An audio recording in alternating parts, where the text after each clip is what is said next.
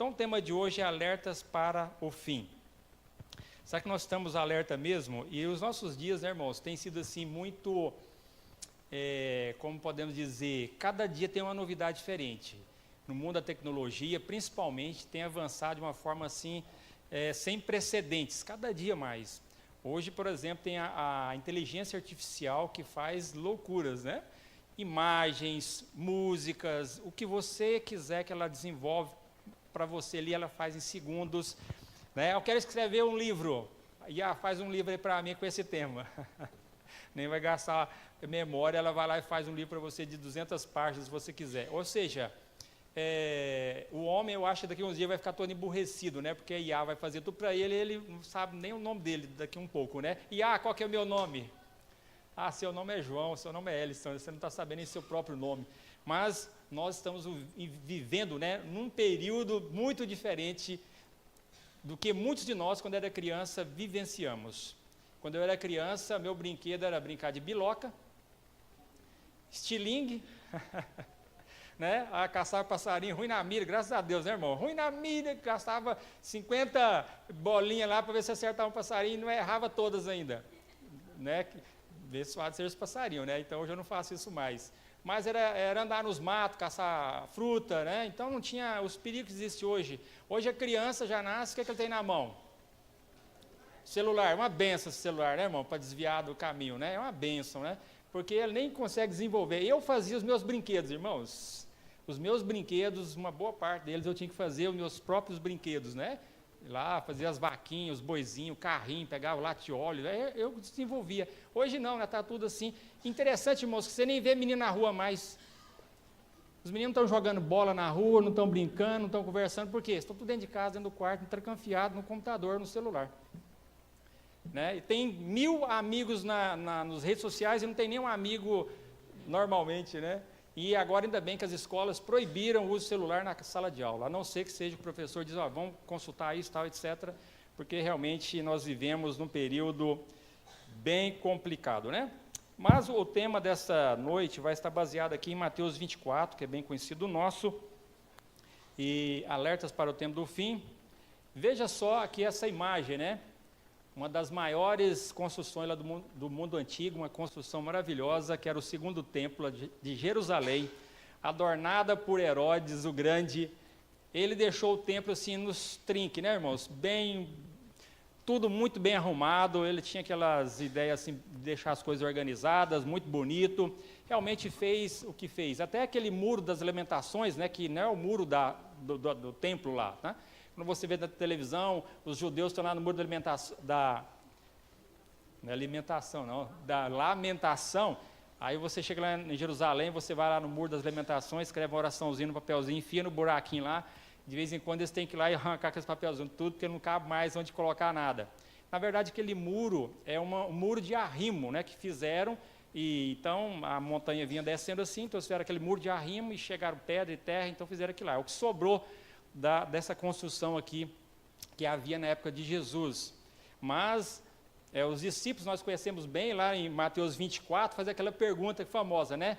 E até, por exemplo, Jesus, olha aqui, Jesus, que orgulho essa igreja aqui, olha que coisa mais fina, né? Isso aqui é coisa linda demais. O que Jesus falou para eles?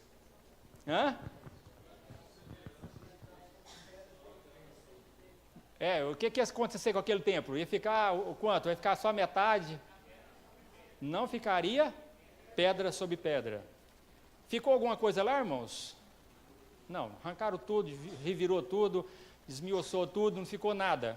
E depois, né, os muçulmanos foram lá e fizeram lá em cima, onde era o templo, o domo da rocha lá, e inclusive aquela bolinha amarela lá que vocês vê, né, é banhada a ouro, aquilo é ouro, viu, irmãos, tá? Se alguém quiser ouro, já sabe onde conseguir, tá? Só não é tão fácil lá pegar, mas aquilo é banhada a ouro, ouro puro, tá bom? Bonitinho daquele jeito lá. Mas Jesus havia dito, olha, não vai ficar pedra sobre pedra, vai arrancar tudo, derribar, destruir. Infelizmente, isso aconteceu por quê? Eles não aceitaram Jesus no tempo da sua visitação. Nós, hoje, temos a oportunidade de aceitar Cristo, hoje em nossa vida. Amanhã pode ser tarde demais, o negócio é deixar para amanhã, né? Mas, Quando os discípulos, Jesus falou para eles, olha, não vai ficar pedra sobre pedra, o que eles pensaram? Se não vai ficar pedra sobre pedra, é porque chegou o fim do mundo. Porque, olha, isso aqui é uma coisa extraordinária, é uma obra magnífica. E a ideia deles era o quê? Que o próprio Jesus se sentaria no trono de Davi e tal, e pensar que isso seria destruído novamente, era algo assim inimaginável para os discípulos. Por isso eles vão fazer a pergunta para Jesus, Jesus, então, quando é que vai acontecer essas coisas? Qual o sinal da tua vinda? Porque eles pensou, derrubou isso aqui, acabou o mundo. É a vinda de Cristo, né? E ele vai dar algumas declarações muito importantes para nós. Então, os discípulos pensavam, se você aqui lê no verso 3, né? No verso 3, 24, verso 3, no Monte das Oliveiras, achava-se Jesus assentado, quando se aproximaram dele, os discípulos em particular lhe perguntaram, dize-nos, quando sucederão essas coisas e qual sinal haverá da tua vinda e da consumação dos séculos? Olha só, esse pessoal realmente a destruir isso aqui é chegar ao fim mesmo, porque nós não acreditamos que esse negócio vai chegar ao fim. Não é? Imagina você sair da igreja aqui, né? Às vezes tem alguns pastores aqui que nunca veio aqui, aí nós, né, o Luiz ali, olha pastor, vem cá conhecer a igreja, tá, olha aqui, né? Ah, tem salas lá no fundo, a igreja faz isso, né? Você é empolgado, imagina ele dizer, olha meu amigo, vou dizer uma coisa, não vai ficar pedra sobre pedra, vai destruir tudo isso aqui. A gente ficaria até chateado, nossa, mas pastor sem graça, né? A gente está falando assim, todo empolgado, né, dessa construção tão maravilhosa, já chega com um balde de água fria, vai destruir tudo. Na verdade, irmãos, isso aqui vai ser tudo destruído, ou vocês duvidam disso? Não, na verdade, isso aqui vai ser destruído tudo, não vai sobrar nada. Mas agora sim, né, no final de todos os tempos, ou então deu um vendaval muito louco aí, né? Mas nós sabemos que, de fato, isso aconteceu no ano, qual ano mesmo, irmãos? Adventista sabe das coisas, né? Qual o ano? 30, no ano 40, no ano 50, no ano 70? No ano 70, né? Da nossa era, foi lá os romanos e passou por cima, destruiu tudo, acabou com tudo. Então, por quê? Eles não aceitaram, né, as palavras de Jesus e o templo foi destruído. Embora poderia existir até hoje esse templo, tá certo? Poderia existir, né, se ele tivesse sido obediente. Agora, irmãos, Jesus também fala aqui nesse capítulo sobre a fome. Alguém aqui já passou fome? Ficou 2, 3 dias sem comer porque não tinha o que comer? Teve que passar aí muitos meses do ano comendo apenas abóbora, mandioca, que não tinha outra coisa?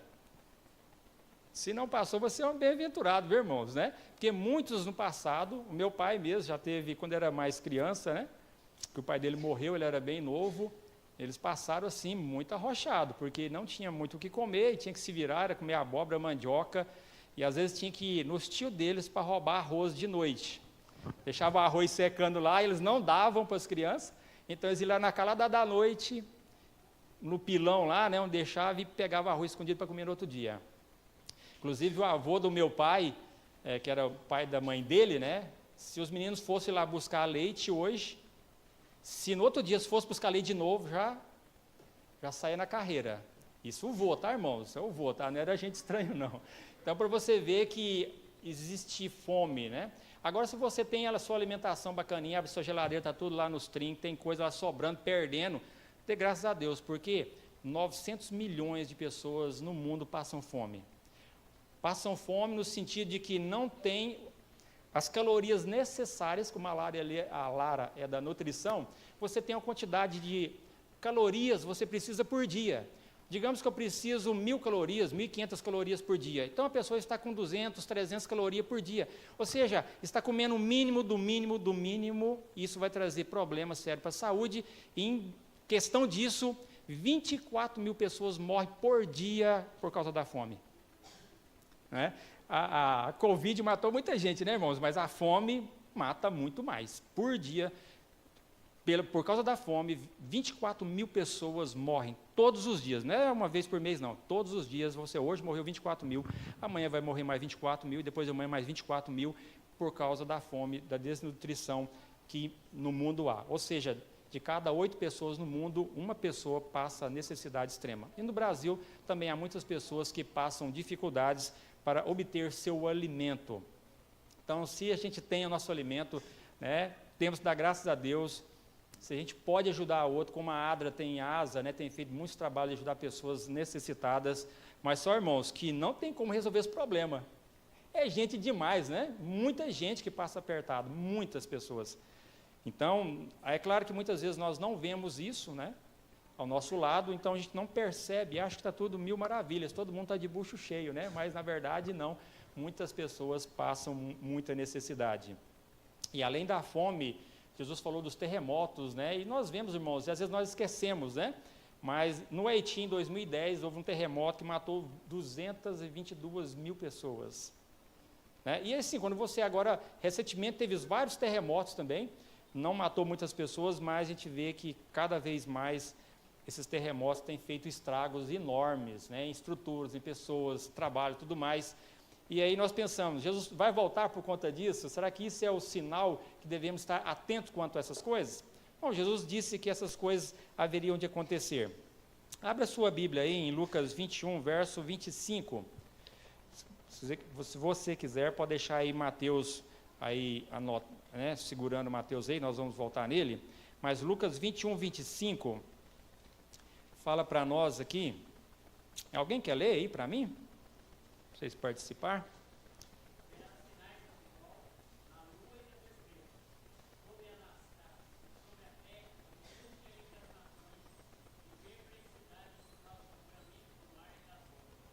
Exatamente, né? Haverá sinal no sol e na lua e nas estrelas, sobre a terra angústia entre as nações em perplexidade. Realmente, irmãos, nós ficamos perplexos, né? Cada dia mais você pensa, o que vai ser amanhã? O que vai ser amanhã? O que vai acontecer? Que guerra que vai estourar? Qual vai ser o desfecho das coisas? Você fica, às vezes, apreensivo. Eu quase nem vejo jornal, porque o jornal, irmão, deixa a gente doido, na verdade, né? Os jornais, às vezes você fica meio apavorado com tanta notícia ruim, ainda mais se você ligar nos jornais policiais. Você quase que entra em desespero. Vou sair de casa porque vão roubar meu carro, vão me matar, vão fazer um monte de coisa, vão... É assim, a loucura total esse mundo. Não é? Não acontece terremoto aqui, mas quantas barbaridades têm acontecido em nosso mundo, em nosso Brasil, em nossa cidade, que se você for parar para ver, realmente ficamos perplexos de tudo que tem acontecido. Não é? Mas a Bíblia diz aqui que haveria sinal no sol, na lua, nas estrelas e tudo mais, né? Terremoto nós já falamos aqui, né? A lua aqui, o sol ficou bem apagadinho, né, irmãos? Mas, veja só, eu acho que os adventistas conhecem bem que em 19 de maio de 1780, já faz um tempinho, né, irmãos? Nós estamos aqui em 2025, né? 1780. A Bíblia dizia, através de Jesus aqui, que haveria sinal no sol, na lua, nas estrelas, certo?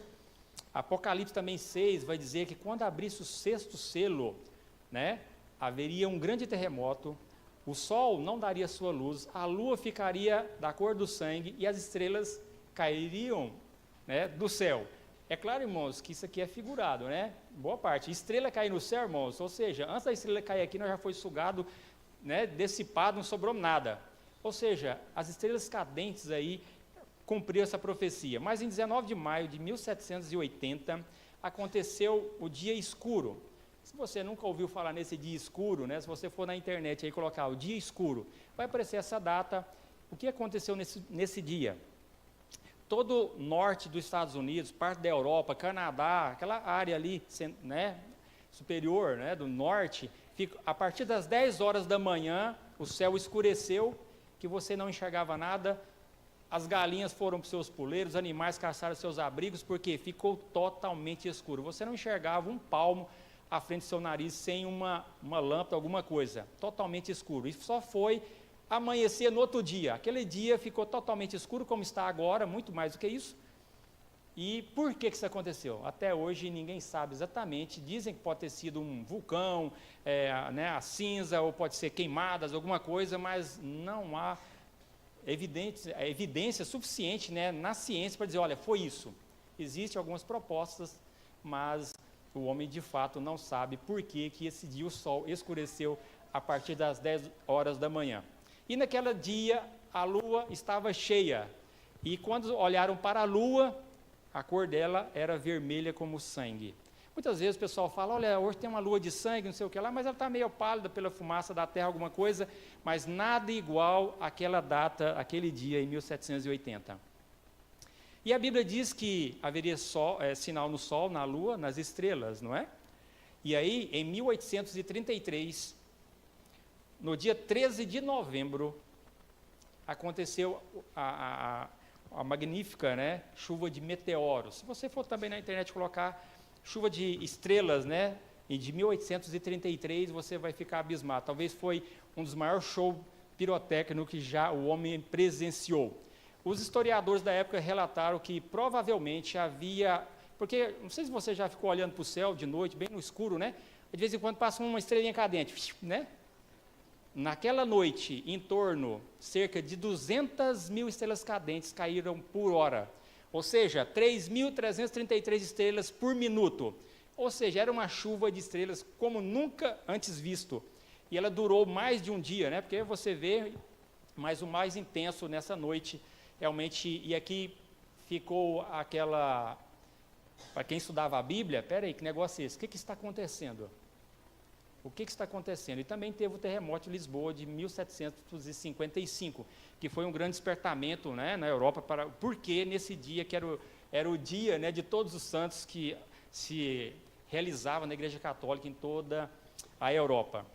E daí você vai ver que as pessoas começaram um grande despertamento para estudar as profecias da Bíblia, certo? Porque a profecia de Daniel dizia, né, que o conhecimento aumentaria. E com essas profecias muito sintonizadas com a palavra de Deus, eles pensaram, peraí, tem alguma coisa errada aqui, né?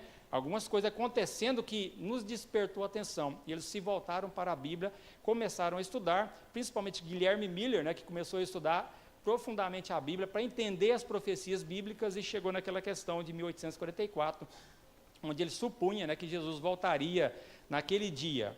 Mas isso não aconteceu, não é? Mas para você ver que a Bíblia já orientou que essas coisas aconteceram, muitas pessoas não sabem que essa profecia já aconteceu no passado. Alguns até especulam que isso vai acontecer de novo. Tomara que acontecesse. Porque seria algo assim extraordinário, porque você dizer que alguma coisa aconteceu em 1700, alguém vai dizer, eu não vi, não estava lá, mas se acontecesse nos nossos dias, teria um impacto muito grande, não é verdade? Mas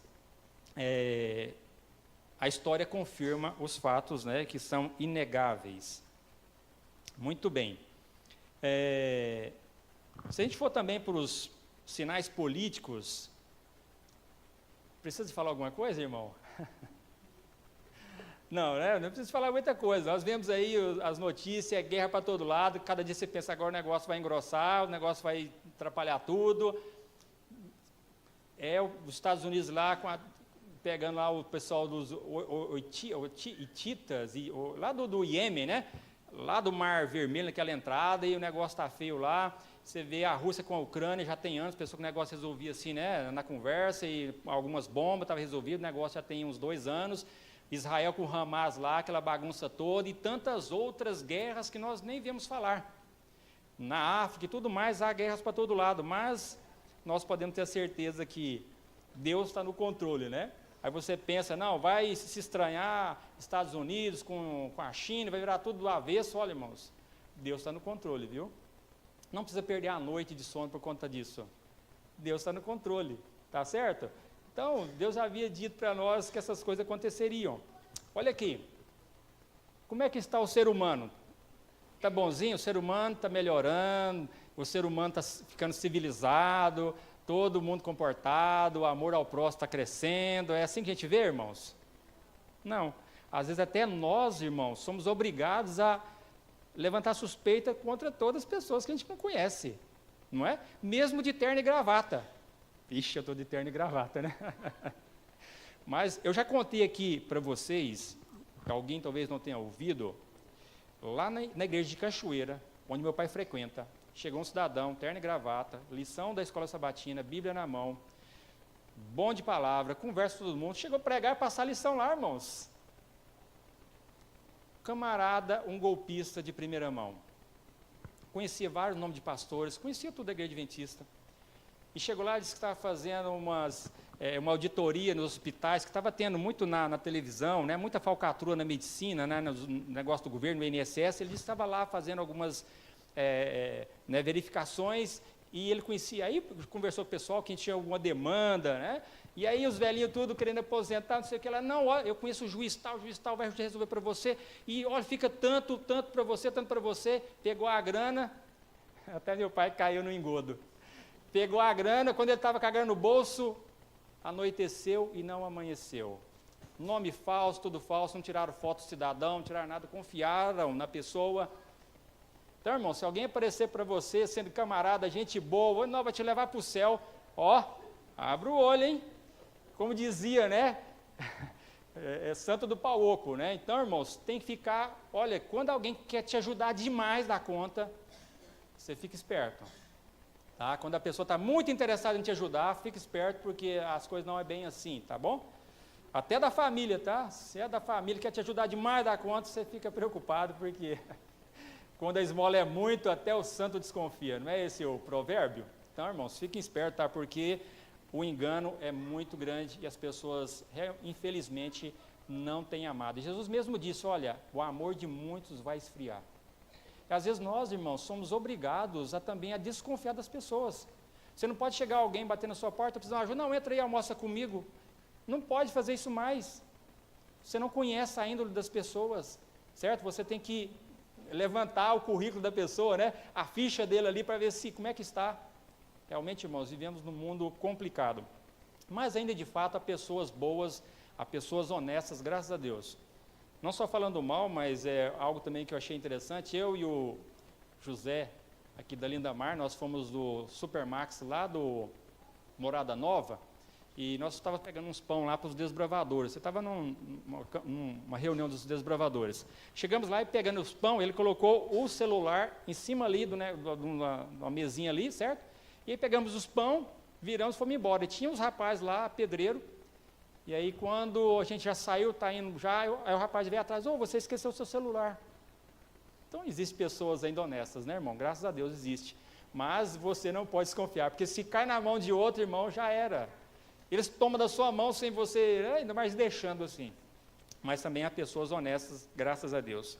Irmãos, mas veja só, o ser humano hoje, eu estava falando da tecnologia, e eu pedi para a inteligência artificial fazer uma coisa para mim. E eu coloquei aqui, Ellison, eu vou ler para vocês. Olha, a inteligência artificial, irmão, já fez culto, certo? A inteligência artificial já fez culto, em vez de pregar aqui, bota a inteligência para pregar. E olha, e o negócio sai bonitinho, né? Eu estava vendo um debate de inteligência artificial. Inteligência artificial católica contra a inteligência artificial evangélica. E uma inteligência artificial neutra para ser a mediadora. Tem base um negócio desse, irmãos? Não tem base, né? Aí eu pedi para a inteligência artificial fazer o seguinte para mim. Faça uma oração de 30 segundos com o espírito e poder de Charles Spurgeon. Talvez você já ouviu falar desse camarada, um dos grandes pregadores do passado. Glorificando a Deus e louvando o seu nome. A inteligência artificial me deu a oração. Olha só, irmãos. Ó Altíssimo e Eterno Deus, nós nos curvamos na tua santa reverência, diante da tua majestade. Tu és o alfa e o ômega, o resplendor de toda glória, o cordeiro que foi morto e vive para sempre. Isso é inteligência artificial, hein, irmãos? Nós te louvamos, ó Senhor, pela tua infinita misericórdia, pela tua graça imensurável e pela cruz gloriosa do teu Filho amado. Recebe, ó Deus, a adoração dos nossos corações, como incenso puro subindo ao seu trono. Aviva-nos pelo teu Espírito e faz-nos viver somente para a tua glória e para o teu nome. Em Cristo Jesus, nosso Senhor, te oramos. Amém. Você consegue fazer uma oração com essas palavras tão elaboradas? Inteligência artificial está orando melhor que nós, irmãos. Mas eu te pergunto, a inteligência artificial estava adorando a Deus aqui? Ela estava fazendo algum culto, ou Deus ouviu essa oração da inteligência artificial? Olha a inteligência artificial, então eu vou lhe dar vida, porque você está fazendo coisas. Se você colocar lá assim, faça um sermão para mim, sobre as parábolas das 10 virgens, em tantos parágrafos, etc., me dê também algumas ilustrações, tá? Não sei o que, bababá, eu quero que você divide, faz não sei o que lá. Irmãozinho, em 10, 20 segundos, ela te dá o sermão prontinho, você não precisa nem... precisa pensar muito. Aí, talvez, eu não gosto de fazer isso, porque você vai ficar lerdo, né, irmão? Você não vai nem ler a Bíblia, vai para mandar a inteligência fazer para você um sermão, ou você vai lá e prega. Não, irmãos, não surgiu do seu coração. A inteligência artificial está fazendo tudo que 11 dias ela vai fazer o culto no nosso lugar. Não, inteligência artificial, faz aí. Não, irmãos, ela sabe fazer e faz melhor que eu e você. Só que uma coisa é importante você saber, ela não tem emoção, não tem coração, não tem nada, e Deus não veio morrer por ela. Veio morrer por mim e por você. Então, mesmo que a nossa oração seja humilde, com palavras nem verbalmente corretas, mas Deus ouve e Deus conhece o seu coração. Entendeu? Deus sabe que vai lá no fundo da sua alma. Então, a inteligência artificial faz melhor que a gente, fala melhor que nós, mas, infelizmente, ela não ama, ela não sabe, ela é apenas uma programação computadorizada que vai fazer muitas coisas, mas ela não vai nos salvar. Para você ver o nível que nós estamos chegando, né? De tecnologia e tudo mais. Muito bem, irmãos. Mateus 24, 12. Mateus 24, 12, estou no 24, 24 aqui, deixa eu ver se eu... isso aqui é o 24, 24, fala sobre a questão dos falsos profetas, né? Olha só o que Jesus diz aqui em Mateus 24, 24. Porque surgirão... 24, 24 é Mateus. Isto. O que diz? Porque surgirão falsos cristos, falsos profetas, operando grandes sinais e prodígios para fazer o quê? Enganar quem, irmão? Se possível, quem? Às vezes, hoje é tão complicado, né, que você vê coisas acontecendo, como é que você vai dizer que ele é mentira? Algumas coisas são mentira, né, irmão? São farsa, mas outras coisas você fica, e aí? Como é que fala disso aqui? Mas a Bíblia diz que existiria falsos cristos, falsos profetas, operaria grandes prodígios e milagres e enganariam a muitos. E quem é enganado? Vai ser salvo ou vai estar perdido? Hã? Quem foi enganado? Ah, ele me enganou. Aí Jesus, não, você estava enganado, tadinho de você, né? Vem para o céu a si mesmo. Será que vai ser assim, irmãos? Não. Você tem a Bíblia na sua mão, você precisa estudar a Bíblia por você mesmo e chegar nas conclusões que você precisa chegar. Certo? Ah, imortalidade da alma. A alma imortal, não é mortal, não existe, o que é? Aí você tem que estudar. É sábado ou domingo? Ah, eu não sei, eu estou guardando sábado porque eu estou aqui, então todo mundo guarda. Não, você tem que ter convicção disso, irmãos. Você precisa de estudar, sentar e estudar, né? Agora, imagina... hoje tem muitos também médicos falcatrua. Ele não fez medicina, não fez nada, ele vai lá e bota um diploma na parede falso, e muita gente vem consultar com ele, e dá tudo errado, né? Você confia no falso médico? Não, irmãos, nós precisamos de ser como os bereanos. Isso gasta tempo. Sentar, estudar lição, estudar a Bíblia. Ah, mas eu vi esse assunto aqui na internet, o cara falou, mas me deixou um negócio. E aí, vou estudar a Bíblia. Entende? Você tem que estudar. Porque se você confia só no que fala aqui, se estiver falando aqui errado, como é que fica? Muitos são enganados, aí você foi enganado e errou o caminho e pronto. Então, temos que tomar muito cuidado. E até, às vezes, o GPS aí, né, que nos guia aí nas cidades, às vezes até ele passa a perna na gente. E Uberlândia não é tão complicado, né, mas você vai para o Rio de Janeiro, São Paulo, irmãos, tem que tomar muito cuidado com esse GPS, né? Porque te leva para uns enrolados aí que não é fácil, não. De vez em quando alguém morre porque o GPS levou nas encruzilhadas lá, que é perigoso. Então, irmãos, temos que ter certeza da doutrina da nossa igreja. Por exemplo, como o pessoal muito diz aí, adventista, a doutrina deles é baseada em Ellen White, não é na Bíblia. Como é que você sai dessa? Você tem que saber, no mínimo, as doutrinas da igreja. Você sabe quantas doutrinas tem a igreja adventista? Hã? São 6 doutrinas. São 6 doutrinas. E o que mais, irmãos? E 28 crenças fundamentais. Tá certo? Então, 6 doutrinas divididas em 28 crenças fundamentais. Não está errado também dizer que são 28 doutrinas, porque vai ser a doutrina de Deus, a doutrina de Cristo, a doutrina do Espírito Santo, a doutrina do homem, a doutrina do pecado, né? E assim vai. Então, são 28 crenças fundamentais divididas em 6 aí, segmentos, mas de qualquer forma são 28, tá bom? Você conhece as 28? Né? Nós temos o livro Nisto Cremos, que realmente aborda todas essas ideias biblicamente, nada baseado em Ellen White. Então nós precisamos estudar a Bíblia para conhecer a doutrina da igreja, né, irmãos? Porque as pessoas vão enganar. Se você não concordar com a igreja adventista, com as doutrinas, aí tem a Assembleia, tem a Batista, tem a congregação, tem o que você achar. Tem para todo mundo os gostos, né? Ah, não concorda aqui, vai para lá, pronto, simples assim. Mas você tem que estar certo do que você está. Porque se você estiver no lugar errado, pode ser que você não chegue no lugar certo, tá bom? Embora eu quero ir para um determinado local, eu posso pegar várias, né, até chegar lá. Mas há um caminho menos problemático, mais rápido, mais seguro, certo? Mas temos que ter muito cuidado por onde nós andamos e quem é o nosso guia. Primeira coisa, irmãos, a Bíblia tem que ser a palavra final para cada um de nós. Então, os lobos estão aí, e às vezes, ele não vai parecer aí igual um lobo mesmo, certo? Ele vai parecer como um pastor, gente boa, fala mansa e tudo bem, tá? Mas você tem que conhecer a palavra de Deus, conhecer a doutrina bíblica, estudar, pedir orientação de quem? O Espírito Santo, tá certo? É oração, Espírito Santo, para que ele nos convença realmente da verdade completa. Agora aqui, olha,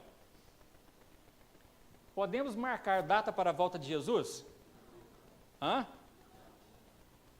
Mas tem muita gente que marca ainda, viu, irmãos? Inclusive alguns adventistas, tem que dar um couro de chinelo neles. O que Mateus 24 diz? Alguém conhece o dia e a hora? Não.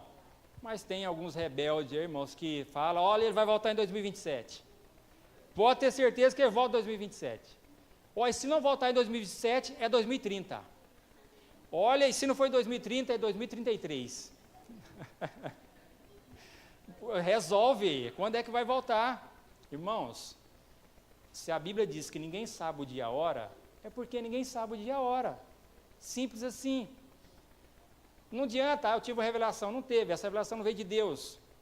Ah, eu fiz uma conta matemática aí.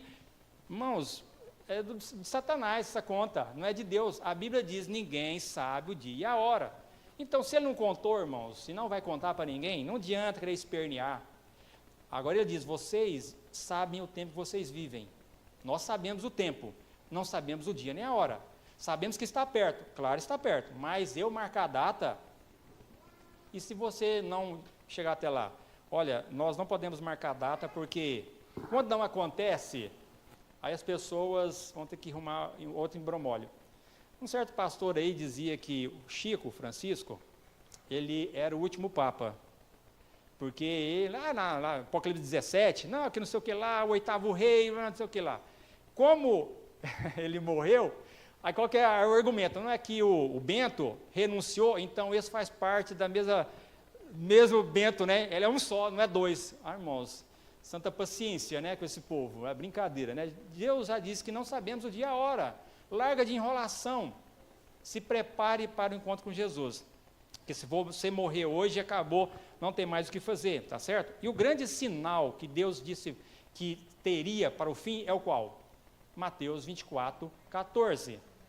Eu acho que está aqui, né? Mateus 24:14. Acho que é 24:8, fala dos sinais e tudo mais, né? Da intensidade.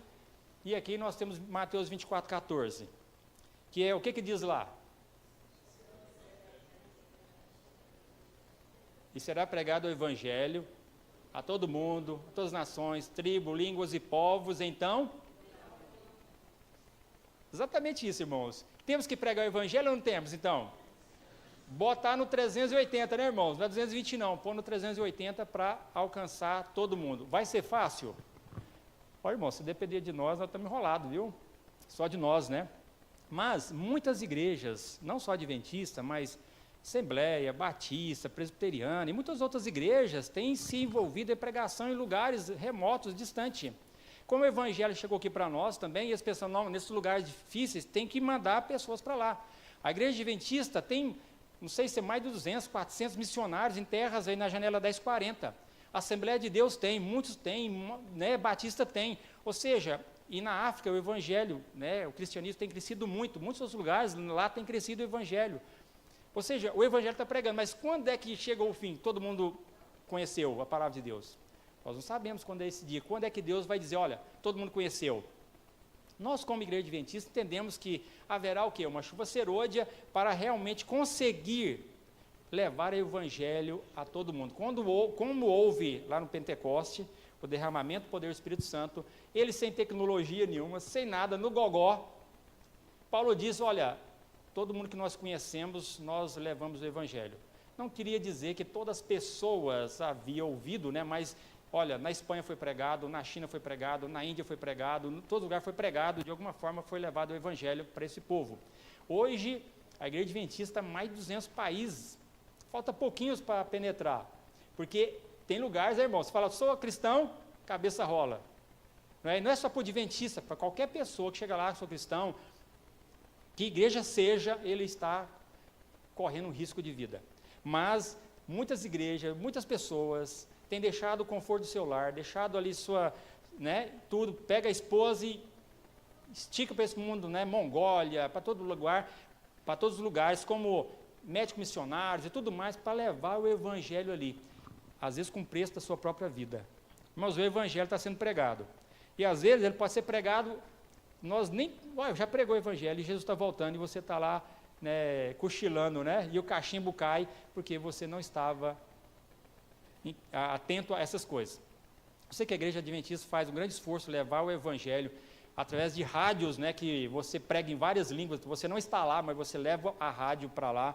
Eles jogam de avião rádios, né, tipo paraquedinhas lá, o pessoal pegar e ouvir na língua deles, ou seja, a igreja faz o que ela pode fazer, mas a Bíblia diz, quando o evangelho for pregado a todo mundo, então virá o fim.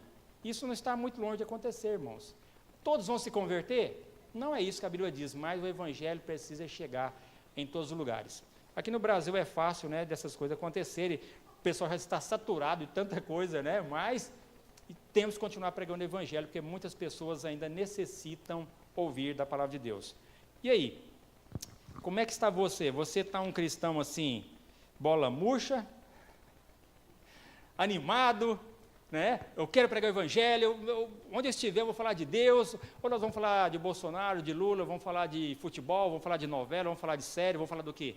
Irmãos, Jesus vai voltar desse jeito quando? O pessoal lá no Egito, se você ler Êxodo 1 e 2, eles ficaram lá muito tempo de boa, né? Tranquilo, maré mansa, e menino nascendo igual rodo, né? E multiplicar e encher a terra, o negócio estava...